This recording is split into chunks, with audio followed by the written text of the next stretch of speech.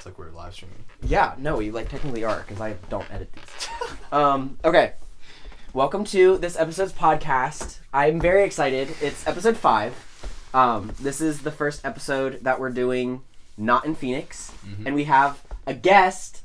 Mr. Do you want to introduce yourself? Yes. My name is Henry Willis. I went to high school with Christian.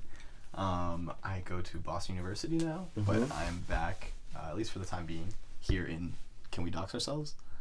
I don't usually say where I'm from. Okay, then no. I mean, we can, we're in Lancaster. Yeah. But, no, I was saying that because I, purposely lie about where I'm from. Oh, okay. I'll say I'm 45 minutes outside of Philly instead of saying Lancaster. Because I think it's... Interesting. It's embarrassing. So, today I figured because of the situation that we're in, we would talk about, nostalgia and, I don't know, the vibe of going home and all that.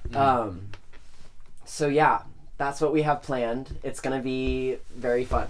I have no way to segue into just say anything. It's just gonna be a conversation. Yeah. We don't need to be smart or prepared or right. All right. Yeah. Well, yeah. So we went to a really weird school. We did. And, well, it's actually funny. I feel like we had issues with each other a couple times, which we've talked about. Yeah. But there's I feel like what was part of what was so interesting about that school was the type of person it attracted. Yeah. And I still felt like our whatever that was small group was so different than other people. Not the general audience. Not necessarily better or worse. It was just although you might take a stance on better or worse. I've talked about high school on the podcast. Oh, you have? Okay. So they have a little bit of information to go off of. Right. Well, then, yeah. So, I don't know. That place was just such a weird experience looking back at, everyone has, Snapchat memories or whatever. Right. It actually feels surreal. It is really fun explaining it to other people. Yeah. And especially, for me, the school I went to before that also was a really weird school. Oh, so it's no matter what You were never normal. You never had a chance. No, no matter what I say about, anything in relation to the past, I have to, have a really long preface of, I always, the go-to is, especially about, Waldorf, I'll ask people if they've seen Midsummer, and then tell them that we celebrated that. Because we did. And I think it's a really, Yeah. And for Stone, I talk about the trebuchet. Interesting. Yeah, that's sort of a good analogy. I feel like it is. I feel like it helps. So just capture. Just to clarify, I actually don't hold ill will towards almost any. I don't anymore. Yeah, it was definitely in the moment. I mean, I guess that's just sort of high school and growing up and having all hormones or whatever the fuck. Right. Everyone was really edgy, including me. Yeah. Maybe even especially me. The teen angst, I feel like, in that school was rampant. You know? And yeah, that's it. I think it actually did some good in the sense that, because it was less, I guess, authoritarian, for lack of a better word, than, previous, public schooling I was at. It actually gave some of that, it just gave people space to breathe and experience those things. Yeah. Which led to, lots of weird ass situations socially and all of that. Yeah. And stuff that's this shouldn't happen. Yeah. At a normal school. I was just texting my dad the other day because I started reading this book called Lolita. Which, if you're not familiar, the premise is... Were you reading problematic authors with me? Mm-hmm. Okay, so... Okay. Okay. The premise of the book is that this 40-year-old falls in love with a 12-year-old because his girlfriend, when he was 13, died, and he was never able to move on from that. Anyway, it was our headmaster's favorite book. Is that true? Simpsons? Yeah. Wow. That's why Topher had him come in and talk about it. Were you there? I don't remember this. He came in and talked about it because it was his favorite book, and It's so weird. I feel like it doesn't actually say anything, but it makes a lot of sense, and I think that's the most concerning part. It's well, that's another good analogy for this movie, where it's there's so many situations where it's okay, there's plausible deniability here. Yeah. But all of them together, it's sort of like, this is weird. It's just the little things that, like, aren't a big deal, but, like, you wouldn't see happening in a public school. Exactly. You know what I mean? Yeah. And so, to contrast, I went to just, like, a multi-thousand person public school before I went to Stone. And it was terrible for other reasons. Not to be too much of a hater. But, right. It's okay. We're haters on the podcast. Yeah. Everyone just, like, man, it's just obviously not a positive space. It was almost like a given that it was such an adversarial environment in the sense that, like, all the kids were always in opposition to the teachers and the adults, it felt like, and it just felt like this, like, constant tension. Like, it was almost assumed that, like, it wasn't supposed to be enjoyable. Yeah, of course. And, like, that's weird. And that does damage. Like, I think that subconsciously, oh my god, I'm using so many buzzwords, I'm not even trying to. It's okay, I do too. Subconsciously gets internalized, whatever. They're little kids. I was a kid when I was there. And I feel like especially kids like you, that I feel like are more aware than a lot of the other kids at that age. I had so many, obviously I had, like, family problems, and it made me a certain way, made me very protective of my friends, and, like, I feel like I'm a very loyal person, and also I have a strong sense of, like, what is fair, what is righteous, and those things are paramount to me. And so, like I would get in trouble. I've told this story before, but, like, one time in class, we were doing some, like, group activity or like we were doing something else, and then we were going to do this group activity, and in that transition period everyone had to walk somewhere, so no one was, like, we weren't even learning anything in that 30 seconds we were moving. And this kid, like, this was, like, 6th grade, this kid, like, pulls out his phone to check the time and then immediately starts putting it away, and the teacher just starts, like, lambasting him for having his phone out. Yeah, and he was like, I'm just checking the time, like, he was putting it away, and she's like, no, like, give me it, blah blah, and just, like, making a scene out of it to all of his peers. And that's not an uncommon situation by any means. I mean, that happened probably countless times. Yeah.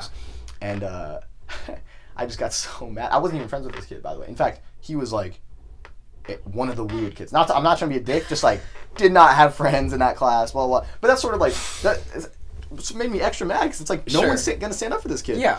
And so I called the teacher an arrogant hypocrite with a god complex. I was, like, 11. Maybe younger, and I got, like, written up for that. Obviously, like, I get that, but like, that's just one example. Like, that's the example I use to show what public school is like, because that happened a million other times. Yeah. Like, and I think that's why like, you and people like Lou and, like, Jana or whatever, like, other people from high school had very different reactions to Stone than, like, I did. Yeah. Because I think you had that, like, public school, like, I feel like you guys were the target audience. Yeah. In that, like, that's what Simpson wanted the school to. So the whole premise of the school was to basically be, like, the school for people that normal school didn't really feel like it worked as well. Like, people that either, like, conflicted too much with, like, the way schools were run, or, like, just didn't really fit in with, like, the social grouping or whatever. It very quickly became the latter, I think. But I think that's why, like, it was like a wave. Like the difference? Yeah, so, like, ninth grade was, like, freakish, because it was, like, this... But I also feel like 9th grade was the most normal. Because that was before... Really? That was before... Wait, so, okay, let me explain. So, ninth grade, there were, like, literally before 20 the bomb kids. Threats. Before Spencer saying you grind their bones to dust. Anyway. It's too good. Ninth grade, there were, like, 20 kids in the whole, like, 9 through 12. Mm-hmm. And it was in this, like, small brick building that was, like, just a house, basically, in the city. And, like, that was definitely weird, but, like, the school had to grow. And so we got, like, the new, honestly, pretty great building in 10th grade. And we got a bunch more students, but those students, in my opinion, felt more towards the, like, social outcast group than the, like, academic misfit, whatever, than the kids from 9th grade did. And so, like, I feel like that led to a lot of, like, social clique formation, stuff like that, which isn't great, but it arguably is sort of natural. And then I don't think there's any way around that. Yeah, but then I actually think it got more normal as time went on. And now it's, like, I definitely think now it's actually more normal than when we were there because there's just more kids and they're more I hope so. I really don't know like what goes on. I don't know that much. anymore. Like sometimes I visit. Have you? Like once a year, maybe. I knew you did with Jaina last summer or something, right? And then this year they were doing this thing for Gottlieb. They were like giving her some award, and I like her. Like she's just really nice, so I showed up for that. See, I don't even know about this stuff. Like I'm so disconnected from all those people because I genuinely like I don't even hear from anyone. Yeah. So the school was like made to be project based. And like learning by doing, that was I guess the catchphrase. Premise. Yeah. And what happened was what Christian said before, which is like obviously sort of there's more risk associated to it because we were the first group that went 9 through 12. And so there were no statistics on like getting into college and stuff like that. Yeah. Because obviously thank God we all like did. Yeah, and we went to great colleges. I mean, well, you did. No, you're good. And like Gabriella, Jaina, Spencer, Lou. Yeah. I mean, all of us were like... Gabby got into the Carnegie Mellon? Yeah. Gabriella's at Carnegie Mellon. We got 2 people at USC, Spencer and Jaina. Yeah. Lou's at UNC at honors. I'm at BU at honors. Stuff like that. I'm just saying, like, that was the first grouping. Anyway, and like there was a lot of risk because 1, it was unproven, and 2, they were pretty vocal about like we didn't have APs. We didn't have like we didn't do standardized testing. I took a fill-in like bubble quiz like maybe like twice my whole 4 years. There were a few. I think Jay Lance and Deidre had a few. Mine were with Deidre. So, but compared to like public school. Oh my God, I found Jay Lance on TikTok. Really? I did. Oh. I wanted to find like the guitar videos, like him playing the music. I love Jay. I do too. Yeah. I miss him a lot. Anyway, sorry. It's fine. But there was a lot of risk, and so like the people that, this is just my hypothesis, I guess, but the people that did take that risk were so alienated from the alternatives that I think they tended to be more extreme or more intense in whatever brought them there, like you said. Yeah. So it was like intensely social outcast or intensely alienated from the authoritarianism, blah, blah, blah. That's a dramatic phrase, but of public school and stuff like that. And now I think it's less that way because it's a little bit more proven. And so people that are just looking for like a regular alternative are more willing to do so. What I wanted to ask you about was like going then from Stone to a regular college. Like, what was that transition like? How are you feeling now? I also really wanted to talk about that. Yeah. So I was fully prepared to have like no kind of like be completely lost again. Because when I went from 8th to 12th grade, like I had never taken algebra, like I had never taken chemistry. That's crazy. I was completely out of it. Yeah. So then even the most minute, we didn't have computers like in 8th grade or whatever. So like Google was like a crazy thing for me to wrap my head around in high school. Yeah. And then in college it was like all different. We didn't use Google anymore. It was Canvas. Anyway, and I was fully prepared to like have to relearn like everything. But I do feel like, especially with papers, like writing assignments and shit like that, like I think that Stone prepared me a lot better than I gave them credit for. We did a lot of writing. Yeah. Yeah. And I feel like Simpson especially, like, I hate to give him credit for anything at all. But I feel like I do keep a lot of like his words in the back of my head when I'm like writing out like don't start sentences with like I think. Like obviously you think it because you're writing it. Yeah. Little stuff like that I feel like helped me so much. And I got all A's in all of my English classes in college because of it. Granted, they were like gen eds, so I don't think it matters that much, but still great. Still felt good. Yeah. Yeah. But like what about socially? Cuz like you go to a big school too, right? Yeah, I realize, I think, so I've talked a lot on the podcast about how hard sophomore year of college was for me. Yeah. Just, like, adjusting to that, like, I think I called it a second puberty. Yeah. In, like, last week. It was, like, it's this, like, obviously, when you go from, like, 8th to 12th grade, or 8th to high school or whatever, it's just, like, a lot of adjustment, like, you're going through puberty, you're trying to figure yourself out, hormones, testosterone, whatever the fuck is going on inside of your body. Yeah. And then I feel like I was very much one of those people that thought, like, the second I turned 18, everything was just going to be, like, I'm an adult. Like, the second I turned 18, everything was just going to be being an adult from there on out.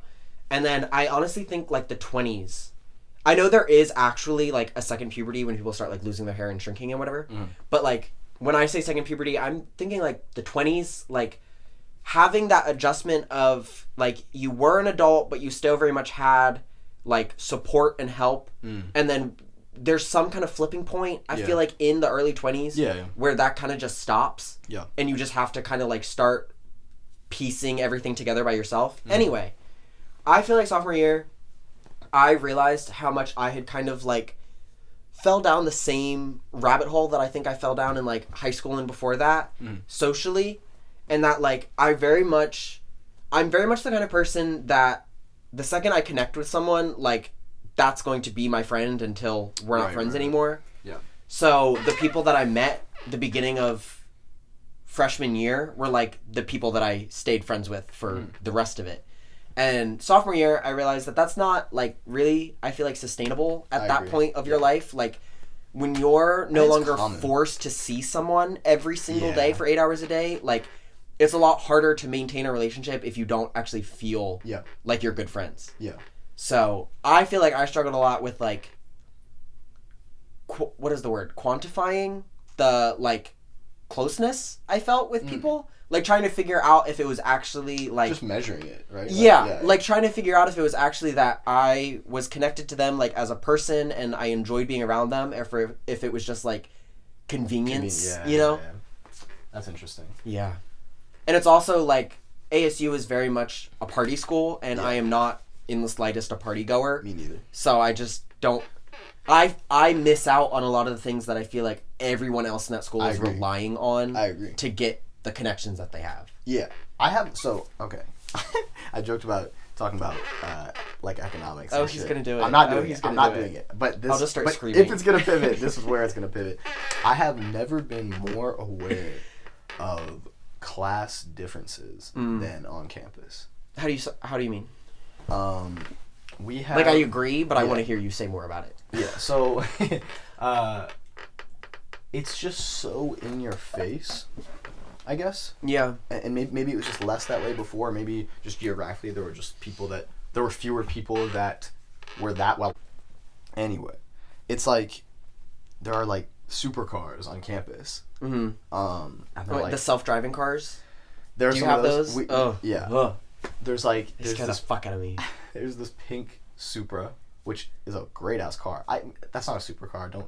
If you have car people that watch this, they're going to yell at me. Anyway. I have 3 people that watch this. It's like a amazing. $65,000 car, which is like not crazy. Yeah. But like, that's a nice car. Yeah. Like, and 20-year-olds don't have $65,000 cars unless... Usually. Yeah.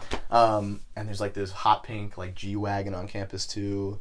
And what I've noticed from, like, I just thought about this because of what you said about ASU being a party school, and BU isn't really. I mean, like, we are most known for our research. We have great research. But we still, obviously, there's a party scene. I don't know how it compares to other colleges because I don't go to other colleges. Right. My guess is actually less than most, like, state schools and stuff like that. I would assume, yeah. Yeah, but it still feels pretty pervasive. Yeah. And, like, I don't do it at all. Like, you said you're not a party person. I really don't. Like, I don't do shit. Yeah. I obviously like hang out with friends. I feel like I'm a pretty social person, but like, I don't drink, I guess is what I'm getting at. Yeah. And it feels like, yeah, fuck yourself. It feels like those that I met so many people at school where it's like they're there because that's what you do after high school, and money's not an issue, and they just party Fridays, Saturdays, Thursdays. I know motherfuckers that clear their schedule Friday. Oh my god. So they can start partying Thursday. And our neighboring school, and I live closer to this other school, actually, Northeastern, is even more of a party school. And I'm just like, I don't know. It's very different. Yeah. And one of my closest friends is working 70 hours a week right now, and she did not come from a lot of money, and she's one of the few people I think that like gets what I'm trying to say, at least that is at BU with me, and it's very alienating. It's also not necessarily their fault. It's like, I'm not trying to bash these people. Oh, I am. I've talked about like this exact thing like so many times. Yeah, and the reason I'm not trying to bash them is because it's like, statistically, you'd probably be similar if you grew up in that environment. Yeah. and it's not their fault. And they're just trying to have fun or whatever. But it's just like I'm going in debt. Yeah. Like, and that's on my mind all the time. 24/7. All Absolutely. the fucking time. And it's so weird, like, seeing people check out. Like, we would have these problem sets due Friday, and I had made some friends that were in these classes, and these problem sets were really hard. We'd spend hours doing them. And they just, like, I don't know, man. We'd finish it at, like, 6 p.m. Friday, because it'd be due at, like, 8 p.m. Mm-hmm. And we'd finish it near 8 p.m., and they just, like, immediately go west, because that's where all the frat houses are on BU campus, and just, like, completely let go. And you don't necessarily need to be rich to do that. I just, like, maybe I'm also just bad at that, is what I'm saying. Yeah. Like, it's hard for me to just, like, I don't know, stop thinking about things like that. The stuff that you need to do. Yeah. The stuff that you're there for, Yeah, I feel like. yeah. Because it's, like, I don't do anything to be mediocre. Yeah. I very much went to school to, like, graduate. Yeah. Like, I want to get the experience of being in university. Yeah, and not just graduate, but, like, be one of the best. I don't do shit. Sure. I don't do shit to be mediocre. Right. That does hurt me in some ways. I will definitely acknowledge that. But it's just like, okay, this thing is done. Now my mind is on, like, the next 5 things that I feel the obligation to do, even though it's not really an obligation. Yeah. But it's like, I want to make more money. I'm I constantly want to do this. thinking about the next get thing. better, right? Yeah. So I just feel I feel very disconnected. I guess what I'm saying. Yeah. Not to it be is whiny. I've talked about that a lot, especially, like, in the fashion program. Like, it's so polarizing, the people that they have. I can imagine. Because so many people, we have so many people from LA, the LA transplants. Yeah. Because I think school in Arizona, or it might specifically be ASU, I'm not 100% sure, is, like, the cheapest out-of-state option for people in California. And if, like, you grew up in California, you want to move, then you want, cheapest option. That's why I ended up there. It's not it that was far from LA. So.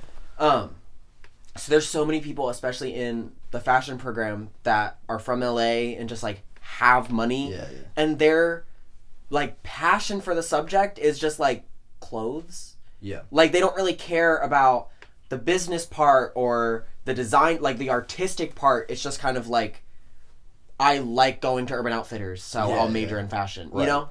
And it's so insane to me, the thought of going through the process of, like, applying. You have to have a, like, good portfolio to apply to the, like, art school at ASU or whatever. You have to have a portfolio, so you have to have been doing this. Like, the amount of effort that it takes to get into that major, and then you're just, like, not doing anything with it. Like, it's so crazy, and I feel like that speaks so much of, like, privilege to me, at least. It's so clear, like, the differing experiences that I have in the school than other people.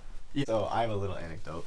I live in a pretty nice apartment building, actually. It burnt down a few years ago, and then they rebuilt it, so it's like everything's brand new. Yeah. I'm living with 2 of my friends, one of which was my roommate in the dorm freshman year, and his boyfriend. And this apartment, and not all apartments let you do this, but allow you to have 2 people in a 1 bedroom. Sure. And so we're getting a 2 bedroom, but we're splitting it 3 ways. And so That's gonna be so nice. It is very nice. But, like, if it were regularly, like, if it were just, like, 1 person, 1 bedroom as usual, it would be so far out of our price range. Yeah. And so, like, everyone else that lives in the apartment basically is sort of this demographic I'm talking about. And it's like, I don't hate these people. I don't think someone should be shamed just for, like, it's similarly not, how do I describe it? It's similarly not within their control to be born into money. Sure. What is within your control is, like you said, how you utilize those resources. Yeah. And I will acknowledge, through some combination of, like, social media only showing you, like, the best of the best, and having all these resources, like, I bet many people with this amount of resources do experience option paralysis. I don't know what that means. Like, there's just so many things they could do. Yeah. That they actually don't make a decision at all. Yeah. Like I said, I'm sort of inherently being very judgmental, because I'm judging. You're, like, which I'm supposed seeing. to be judgmental on this podcast. Yeah. I promise. Like, I just, like, I'm not trying to be a dick, but maybe I am a dick. I don't know. Be a dick. Someone told me, hopefully this person doesn't see this. Very much doubt that. Someone told me, like, they came from so much money, where they grew up, the median household price was $2.5 million. Oh my god. See, like, that's just... No. I've been there. It's actually... I don't want to say it because it will really give away this person, but I've been there once, and it is one of the most beautiful places I've ever been. It's just absurd wealth. Yeah. And they told me... I really hope they don't see this. Okay. They told me that there were like... I actively talk shit on people that like have the link to this okay. podcast. Like, you're okay. Okay, well, if you see this, I apologize. But also, whatever. They told me that they have like 10 people minimum, like very rich people that their dad knew basically or did business with, that basically told them like, as soon as you start your own business, like reach out and we'll just like invest. Like, you know what he does? You know what he does? You know what he does? He plays League of Legends. Okay. No, like I'm getting mad, and I don't want to be petty. I don't want to be judgmental. But guess what? He's not even good at League of Legends. When I do something, I do it. I've hit D2 in League of Legends, motherfucker. I've been the top 0.1% of League of Legends. I hit Immortal in Valorant. I did all these video games, and I still have an almost perfect. It's fine. I just like. Do you get bitches? I get bitches. That's the thing. I don't do shit to be mediocre, Christian. That's the thing. And so it's like so shocking when it's like you have like these opportunities that are just like you could just reach out and grab thrown it. at you. Yeah. And you don't. It's crazy. I really hope they don't see this. If you see this, I'm sorry, but our relationship is basically over anyway. Look. Fuck. Oh. Yeah. Yeah. Yeah. There's like so many people. This is what gets me in university. This is what kills me. Is the people that like... Okay, I'm going to use an example. I'm not going to use an example because that's mean. Because it wasn't true. Anyway, what gets me is, like, I will say, like, I'm pretty open about my frustrations with, like, college and especially in an art major, but more specifically, like, a fashion major, I feel like is swarming with, like, the kind of rich people I don't like. Mm-hmm. But what gets me is that I will, like, talk about how difficult it is to, like, resource for yourself, like, with the amount of money that I have, whatever. Yeah. Like, the stress of having an apartment. Like, I will tell people that I have a lot of struggles with, like, being in an art major with the amount of money that I have in my account. And people will agree and, like, say that they relate and say, like, yeah, that sucks, like, I feel that too, like, oh my gosh, it's so much money, I have to work so much, yada, yada, yada, and then, like, they'll take me back to their house, like, they grew up in fucking Scottsdale, and it's, like, the trademark of a McMansion, like, it's actually so frustrating, because you'll think, like, oh, you find someone that relates to the same struggles that you have, and, like, the identity that you feel like you carry with you and whatever, and then, no, they really don't, It is actually crazy how comfortable people are, like, people switch up so fast. But, like, that's true. Like, it actually is crazy how comfortable people are with just, like, full 188. Yeah. And, like, I don't know. My lock screen, I think it was sophomore year, this is so embarrassing. My lock screen, maybe it was even earlier than that, was just the screenshot of this tweet. I hope someone knows what I'm talking about, where it's like, if y'all didn't tell your friends so much, your enemies wouldn't know that much. Hope that don't go over your head, or some shit like that. This is like this tweet, and I definitely have felt that. You know, and I mean, yeah, you just said some edgy shit too, so I had to help myself. But right. I agree. It's frustrating. It's very sad. It is. Yeah. I mean, I don't know. I feel like I naturally want to talk about what's bothering me, just because, like, it's sort of cathartic. But then, like, anyone who's watching this, not that I really care, no offense. Like, no one that I know is probably watching this. Yeah. But still, just in general, like, people will see me, people will know me just bitching, basically. Yeah. And I feel like they're going to think I'm, like, this, like, super judgmental I think people are going to judge the League of Legends thing more than anything I don't say play after anymore. that. I don't play anymore. I'm just saying. I'm using it as an example. He plays Valorant now. Sometimes. That was a joke. Okay, never mind. No, I don't play Valorant. No, I do. I'll be honest. I'll play some Valorant from time to time. It's okay. And I'm immortal. I'm the greatest. Yeah. I'm like, why would I do anything and not try to be great at it? I don't know. Yeah. I don't know. No, you're right. You're definitely right. No, I feel like I go on this podcast and I just want to like talk shit. Yeah.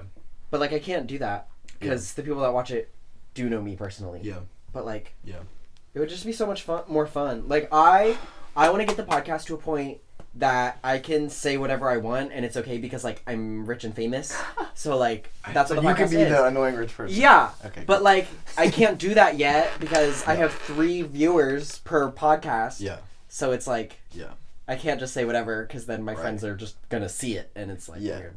Okay, well then I'll contrast with some positive vibes. Sure. I'm so grateful for my I know. I friends love that... my last episode was all like talking about positivity and like finding love, and well, then this good. episode we're like trashing everything. I know. I'm not trying to. Sorry, continue. It's fine. Continue. I think it's just like I've just generally not been having a great time at college. No, me I think either. like and again like I'm traditionally successful. It's not like I'm just like fucking bad at it and so I don't like it. It's like I have almost a perfect GPA. I'm like, Yo, I just checked my GPA and it went up. Let's from go. last semester. That's hype. We're super excited. That's great. Continue. I'm active in clubs. Like I got a crazy internship freshman year summer. I have another internship this summer. Like it's not like I'm not doing well. And that's why I don't like it. I don't like it because I don't like it. I don't like it for other reasons. And so I feel like we're both kind of automatically like, it's not judgmental. There's a word that I want to use, but I can't remember what it is. Yeah. And not cynical, because that both have Skeptical? negative. Skeptical. Yeah. I think we both question a Yeah, lot, yeah, and I yeah. think that's why I we agree. have a lot of similar thoughts when it comes to like I agree. institutions Yes. in general. Yeah. No, I think that's very well said, actually. That's why Simpson targeted Yes. only just us Yes. at graduation. Yes. Yeah. Because like, yeah, when there's an authority figure or when there's any institution with a hierarchy, Yeah. the fewer the questions are, if there are fewer questions, there's fewer sort of existential risk to those that are at the top of the hierarchy. That's a very fucking Marxist thing that I just said. I'm not a fucking communist, don't worry. It's okay. Me and my viewers, Yeah. we like communism. It's not that hierarchy is inherently flawed. It's just that it can be flawed. And yeah, I think being highly skeptical and highly observant are ways to sort of put a target on your head. Yeah. And I think it just like, it like sucks because I think it's a good thing. Like I think asking questions and being skeptical and like whatever, I feel like that is how I get the most out of something, anything. Like it is always encouraged to like ask your professors questions and whatever to like get more out of it. But it also feels like it makes, I feel like in college, this is like very vague, but like when I ask questions, I get a lot less answers. Like not in any specific sense, just like a lot of the stuff that I'm having trouble with, I'm not really coming to any kind of resolution with, which ties back to what I was saying earlier about like the second puberty of like needing to get to a point where I can just answer the questions myself. Yeah. But I think that's why college specifically has been so much harder for me than anything else, because I have all of these like internal questions or whatever just about how it's run, what my place is, what I'm supposed to be doing, and I'm not like, there's not really any way to find out. You just kind of need to do it, whatever that it is. And I don't know if that's something that's like intrinsic in us or is a byproduct of Stone actually. Yeah. Or some mixture of both, probably the answer. But like, You're a Virgo, right? Yeah. We're both earth signs, that could be it. Yeah. That's definitely what it is. I think so. I definitely find like just doing the thing. So here, how I like to learn is doing a project that relates to a topic and having an expert or as close as you can get to an expert in that topic right beside me, and I will just rapid fire okay, why am I supposed to do it this way? What is this? Yeah. What is that? Why is it that? Yeah. Blah blah like and I just feel like I learn so quickly when I can do that, but that is not the experience in lectures or classes that have like a designated amount of time for start and finish. Yeah. And it's like I don't like having my pace dictated. Yeah. I mean, I guess that's sort of an arrogant thing to say, maybe, but like. No, I think that's like a good thing. Yeah. Not a good thing, but like I don't think that's an arrogant thing to say. And so that's also part of my skepticism about college. One of my friends that like we built an app together. That was freshman year, wasn't it? Yeah. And after freshman year, he took a gap year because he couldn't do college. On the contrary, like he could barely get C's, honestly. Yeah. And but he was like one of the best programmers I knew. It was and very sometimes strange. that's just like how it is. That's just how it is. And he just got an offer, a 6-figure full-time offer. He's 20. And I'm like, yeah, I'm so happy for him. I am doing something so wrong. No. I mean, you might be in a lower paying field, but like he was a great programmer. School's not for him. He made the correct decision, seems, and hopefully he's getting rewarded for it. And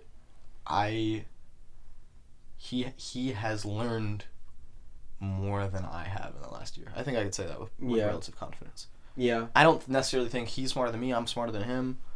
But I just think he now has like a year of actual experience. Yeah. He just had a year. He had a year where he was like, I think, and maybe this is actually what I'm getting at when it comes to what I'm talking about with class. And my mom grew up a little bit outside of Pittsburgh in a not great place, and like the people that grew up adjacent with money, they would call them cake eaters. I didn't know that was a thing. Yeah, I mean, it's probably regional, but like they're rich enough to buy cakes, right? Like I guess it's probably like a really old. Phrase. It sounds like one of those old, old people shit. But I just think like, and like we're not poor.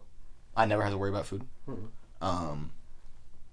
We're not rich, and it was just my mom, my sister, and me, and so that was also like different than most people, and you don't get two sources of income. Yeah. But she definitely like whatever that hustle was, whatever that was, I feel like I internalized that a lot, and I think my friend went like he was no longer in this comfortable 4-year set out plan, and if you do this, you'll statistically probably make decent money and blah blah blah, and like when your back is to the wall, I don't know, I think you're forced to actually make shit happen. Yeah. And I don't know if I have to do that at college. I'll tell you how to do that at college. I don't go to lectures half the time. Really? There were 2 lectures last semester. I don't think I went to 90% of them. Mine are all like required. Like you have to count attendance. Yeah, those suck. And it's not because, and I don't say that like proudly, like haha, I'm fucking slacking off. Especially we were just talking about money, and I'm going in debt to be here. Yeah. But it's so fucking boring because of the way they teach it, I go to a research university. A lot of the times, these professors are there to do their own research and publish it as someone related to BU. Yeah. They're just teaching a class as a fucking byproduct. And like that's not like whatever. And so it's like unbearable for me to sit through these lectures. I don't know what it is.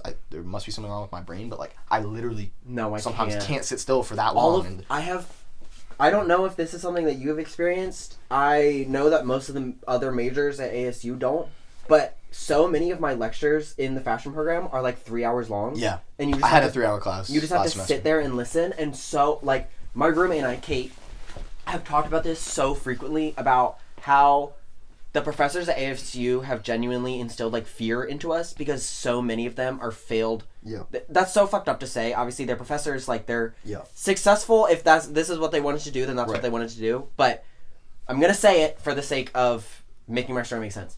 So many of them are like failed versions of us. Like they went through the exact same thing. Some of them even like were successwound in their field. Like actually did shit and contributed to the zeitgeist that they wanted to contribute to, and ran out of stuff to do and just wound up teaching a bunch of hungover 18-year-olds 3 hours. And it's just like it's so clear for so many of them that it's not what they want to be doing. Yeah. So it's like so hard. Yeah. Like you can't be a professor and ask your students to sit there for 3 hours, which I already feel like is quite a bit of an ask. Yeah. And also have no interest in teaching them.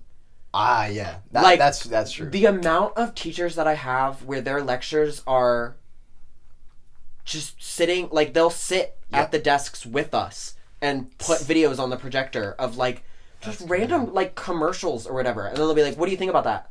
Yeah.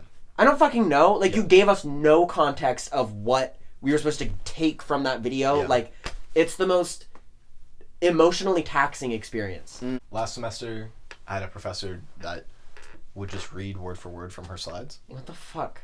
And so I just didn't go to that lecture. Yeah. And then, so this is what I was getting to, like, with the having your back to the wall thing. So it would be, like, 4 days before the final or midterm, and I'd be like, well, I didn't go to class. I got an A in that class. I got a 100 on the final. Of course you did. Yeah, I didn't go to fucking class. I don't know. I just, like, I went on the syllabus. I taught myself all the subjects online, and I did it in 72 hours, basically. It was. And if, like, day. you're able to do that, why wouldn't you? Yeah. Yeah. But, and it still feels like a waste of money. Is that 10%? Yeah. It's at 45 minutes. We're good. That's actually fine. Yeah. It feels like a waste of money. It feels like a waste of my fucking time. Yeah. So on and so forth. But it just, I wonder sometimes, like, if I actually was forced to either make it happen or not in college, without a set path, I actually wonder if I would do better. I don't know. I think about that so frequently. I don't know. Shut up. Anyway, the beginning, like the first semester of sophomore year, I spent a good 2 months telling people that I was leaving ASU. Just because it's so hard to, like, figure out if you made the right decision or not. Like, it took me 2 years, freshman and sophomore year, to realize how much of an ask it is to ask an 18-year-old to pick what they want to do for the rest of their life. Yeah. Like, it's so crazy. I also wanted to say something about what you just said. I feel like that opens its own, like, paradox. Opens up its own, like, can of worms in, like... Do I even want to say that? Yes. Like, okay. I've talked about it with, like, my one roommate. I started working the, like, second I moved to Phoenix sophomore year. Yeah. Started working. She didn't start working until, like, October, I want to say. Yeah. And immediately got a better paying job. She got more hours. She got promoted and then asked to stay on for longer. And it kind of, like, I didn't really think anything of it until I think I was telling Maisie, my friend Maisie, about it. And she was, or maybe it was Vivian, honestly. It doesn't fucking matter. Anyway, but it got me thinking about how much, like, I mean, this is not something that anyone can fix, and it's very much not something that I'm, like, bashing people for in any way, but it's made me think a lot about how, like, people that are just smarter, like, are going to have so many more opportunities. And I think that does tie somewhat into, like, money, because if you were able to take the SATs more than once, or the PSAT, like, tutors and whatever, whatever. But that's not even my point. My point is, like, the ability to skip all of your classes and get 100% on your final or whatever. Like, there are certain paths that I'm on, or, like, there are certain paths that no matter what I do, I think it's, like, genuinely just, like, I don't have the brain to do it. Like, not saying that I'm too dumb to do it. Like, I genuinely just don't have, like... You just might have to work harder. The genetic makeup for it to just, like, click the way it does for other people, you know? Yeah, there's this one kid in the year below me. And basically, I was actually a different major when I started, and then I swapped, so I'm, like, a little bit behind for my major. Yeah. So I had all my classes with this guy who's the year below me, and he is just, like... I mean, he corrects the professors, basically, on, like, linear algebra and all these other things. I think my professors would shoot someone in the face. Yeah. and so, like, yeah, I actually... So it's interesting, because we've been talking about, in some sense, privilege for a lot of this. Yeah.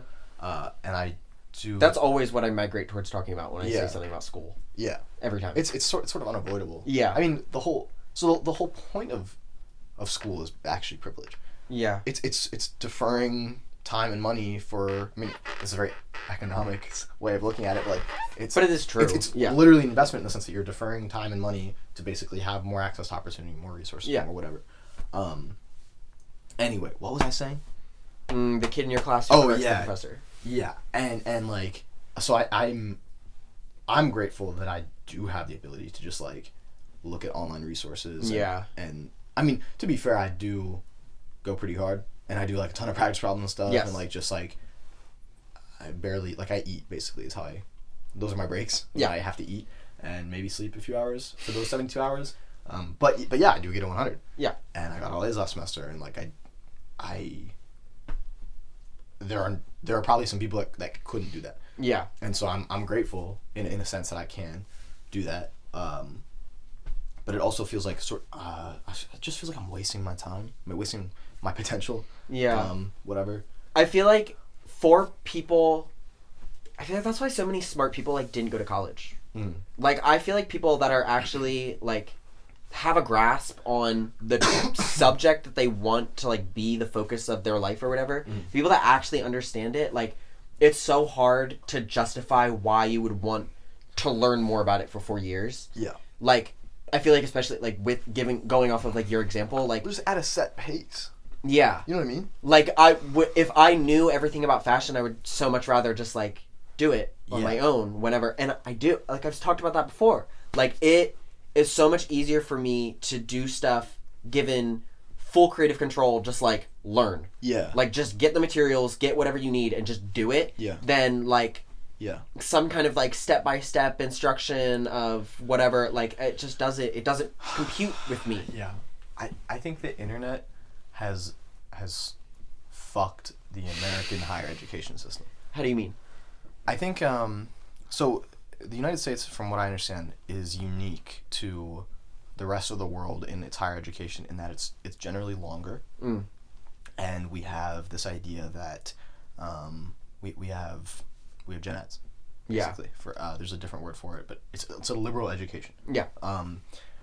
And a lot of our schools are like this, where you have to take English classes and blah blah, even if you're going to be a biomedical engineer. Yeah. You have to take a philosophy class. You have to take this, and that's unique. That's not like the rest of the world. In most of Europe, Western Europe, as far as I'm aware. Yeah, I'm pretty sure in most of Western Europe it's 3 years, not 4. What the fuck did I get? I should have just gone to school. and like there's, so I do think there's an argument for having just like a more educated population. Yeah. And I understand those arguments and whatnot, but like you said, if you already, if you were going to, if you had the intention, if your number one goal was to learn more about fashion. Yeah. And you were smart. Why? Sorry, that's not what I meant. You know that's not what I meant. I'm saying it hypothetical. Consider hypothetically, if you were smart. No, that's not what I fucking meant. I shouldn't have used fashion as an example. Any topic. I'm saying you like. Yes. Okay, you know what I'm saying. You're good. I understand. If one wanted to learn more about fucking linear algebra. Sure. And one was smart, like this kid, like my friend. I don't know. Is he my friend? Sure. You wouldn't go to school. Yeah. You wouldn't go to college. Yeah. You would consume every fucking textbook and YouTube video and online resources that the schools publish. MIT publishes their fucking courses. Harvard has courses available. They do? On YouTube, some, not all. Like there's that famous like CS, what is it, 50 or something class? What is it? I'm pretty sure Zuckerberg teaches it from Harvard, and it's like, what the fuck? Yeah, it's like this. They just published the lecture. Anyway, my point is like, you wouldn't go to college actually. Yeah. Given those two assumptions, if your number one intention was to learn, and so what is the other reason people go to college? For higher earnings, for greater economic opportunity, for greater resources. And if that's the case, why am I being forced to stay for longer, paying more, blah, blah? Yeah. And why is the sticker price for many of these prestigious schools almost $250,000? Yeah. And, like, I just don't think that the higher education system has answered that question. Yeah. You know what I mean? Yeah. If I'm going to do it myself, if I'm going to make a startup, if I'm going to do all this stuff, why would I spend 4 years going at your fucking pace? Yeah. Like, honestly, what am I getting out of it? Not only the 4 years, but the $250,000! Yeah. The amount of debt that I'm going to be in for the rest of my life. It's like, it's actually fucked. Yeah. And so that's why I think, like, it's just not feasible for a lot of people that have this drive. Yeah. And so I think that's also part of the alienation I was talking about, where it's like, okay, the money's not a problem, and you might, your number one goal might not be to learn more about fucking linear algebra. Yeah. And so college is a place where, like, you're with a bunch of other, like, really horny, like, early 20-year-olds. Fuck. And you're just fucking and getting drunk and fucking and partying, and it's, like, great, man. Yeah. But, like, that's not me. I'm horny, but not... Okay, so cut that. I'm going to end the podcast at that, actually. That's a great ending spot.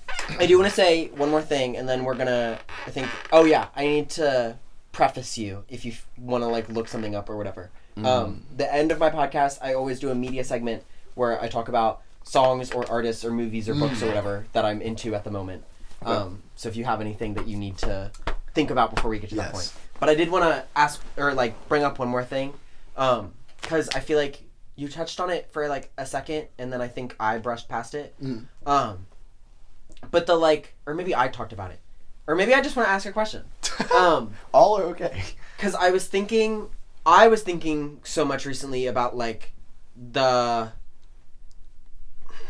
pressure that I put on myself to like think about if I made the right choice. Yeah. Because I think there are so many people that like don't need to go to school. Yeah. Like they just know how to do it from the start and they can just go for it and whatever. Like I wish I was one of those people. I don't think I am.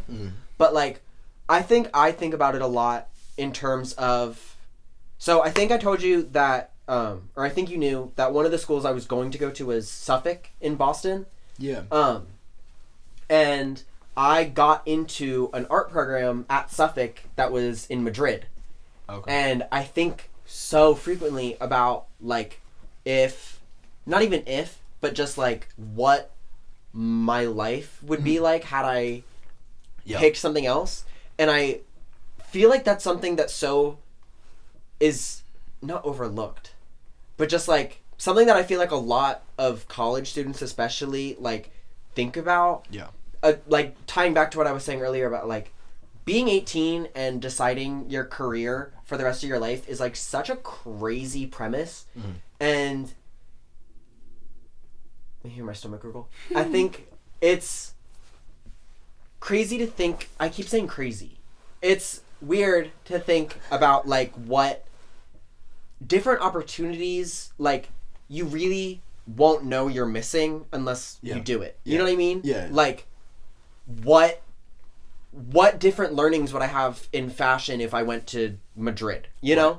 Yeah. I can relate to that, and I just like the way I guess I cope with it is like the answer is that it probably wouldn't be that different. Yeah. Like it would be different, and you would have met different people, and yes, there's a butterfly effect and all that, but like it's if nothing else, it's actually probably not productive to think about. You know what I mean? Yeah. No, it definitely isn't. Right. I feel like at least that's my experience. Yeah. A lot of times it's sort of a negative feeling. Yeah. So, like looking back at the choices you could make. But I feel like it is something that like I feel like we should encourage more people to like take a gap year. Yeah. Before they choose college. Like that is something that I wish I would have done. Yeah. Like to just have a year, like maybe work if you need to, you know, whatever. Have a year and just like think about what your life would look like depending on where you go, if you do go to school, like what major you pick. Because I feel like I have been put in a position where I really wasn't, I don't know if you remember, up until senior year, or junior year, I guess it would have been, I really wasn't interested in college at all. Yeah. And then COVID happened, and I realized how like quickly everything was coming up, like graduation or whatever, and that I don't want to not have a game plan, so I decided to go to college or whatever.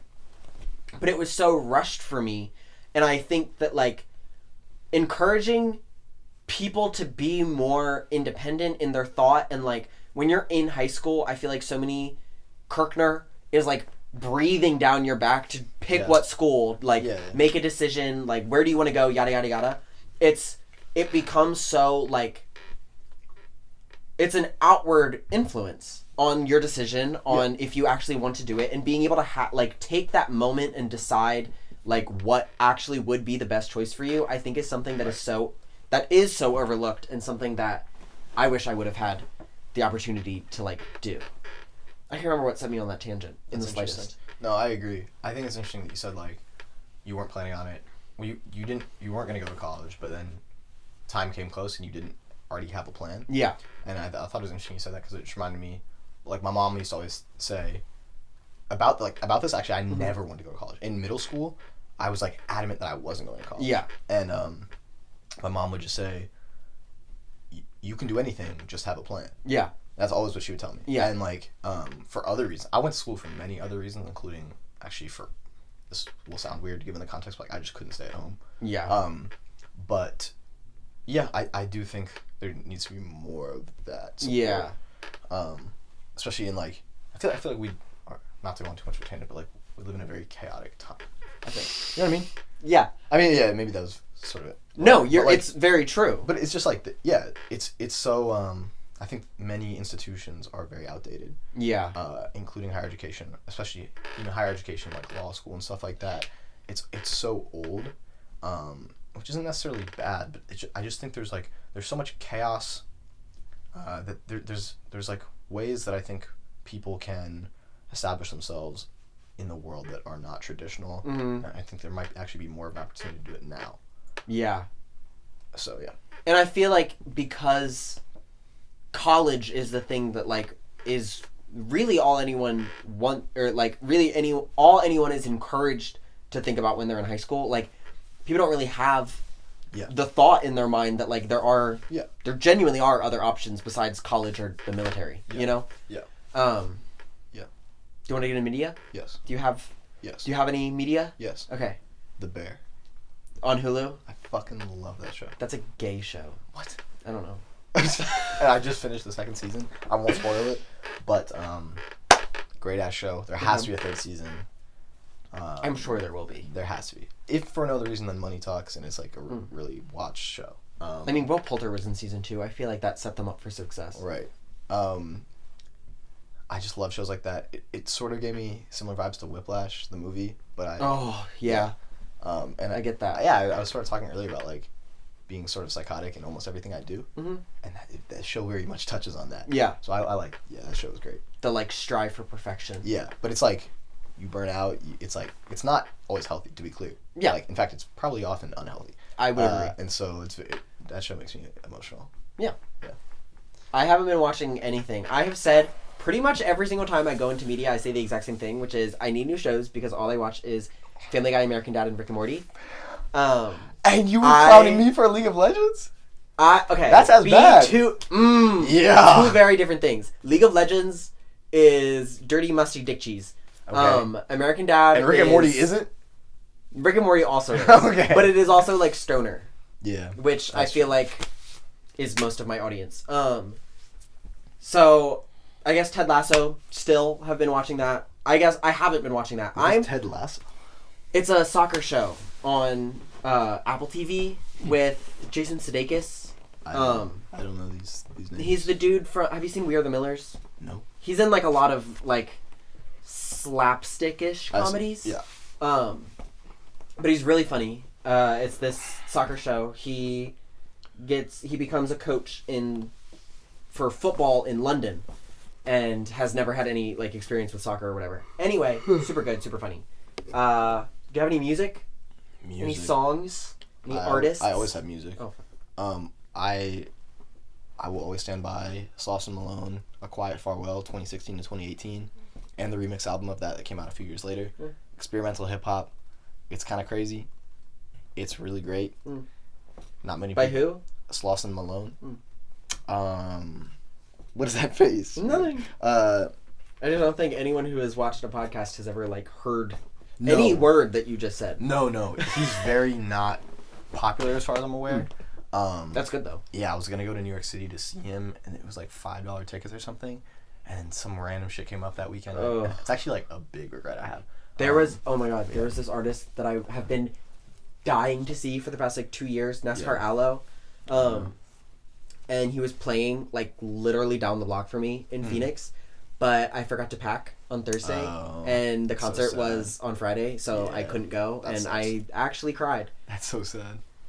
Yeah, but that album that I mentioned very much like it brings up all the emotions I was also getting at, which just about like I don't know. I feel like I care so much about everything. That's a good thing. I agree. Like I think I'd rather care as much as I do than the opposite. Yeah. But sometimes it's hard when it feels like there's so much apathy surrounding me. And that's what that album makes me think of. Good. I think. What was it? I think A Quiet Farewell, 2016 to 2018. It's crazy.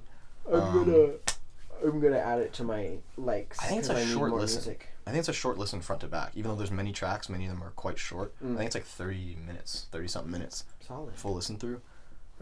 I'll check it out. And then there's like, it's this really long word I can't pronounce, but he released an album a few years later that's a remix album of that. But it's more acoustic and probably easier to listen to. So if you're not as much into experimental shit, you can listen to that first. But yeah, I love those albums. Solid. Yeah. That was a good media from Henry. My media, or I guess we already said the TV show, so my songs for this week, or I guess I'll say I'm reading Lolita right now. I'm about to start reading Circe, which is by the same person who did Song of Achilles. So those are the books that I'm reading right now. I am still looking for A Certain Hunger by Chelsea G. Summer. So those are the books that are on the roster today. Songs, I have been listening to She Won't Go Away by Faye Webster a lot because she's playing in November in Phoenix. So I need to like get her discography in my brain. I also found this song, hold on, I can't remember what it's called. Meet computer. It's just this for like 2 minutes. And, it's I Feel Like a Dog by Meat Computer. Aquí o Mundo by Caliuchis and Rico Nasty. Also very good. King Kunta by Kendrick Lamar. I have been listening to every day for the past, month. That song, I have such a distinct memory of seeing commercials for that song's music video on my grandma's TV on the little, thumbnail of, the Discover... Oh, what was it called? On Demand. Yeah. Like when we would go on the On Demand menu, there was the little thumbnail in the corner, and it would play the music video for King Kunta. And I completely fucking forgot what song it was until it shuffled on. I re-listen to Kendrick all the time. J. Cole, Saba, J.I.D. There's this jazz track I used to fall asleep, but it's also beautiful. I've been getting really into jazz recently. Yeah. Dark and Mellow by Takahiro Honda. It's a Japanese guy. I found it. Let's go. Honey, are you fucking kidding me? Just when you thought it couldn't get any harder, you're now too lax. We're waiting for the good part. Smooth sounds of high-tech music. I wanna see a visceral. This song I played for my mom yesterday while we were driving, and it was really fun, and it was 8:30 in the morning, and it was too early, but it was really good. It's too early for that song. That is by Connie featuring NASCAR Aloe. Super good. Please check out their discography. It's just good. It's just good. That's my media. I don't think I have anything else. Awesome. Well, thank you for having me on. Yes. Let's give a round of applause for the first full guest of the podcast. Kate just kind of stops in, so it'll be me for the first half and then me and her. Right. So this has been the first time that I had a guest sit with me for an entire podcast, and I'm very glad that it was you. So thank you. Yes, thank you so much for This having is me. great. And thank you for listening. Yeah. Okay. Bye-bye.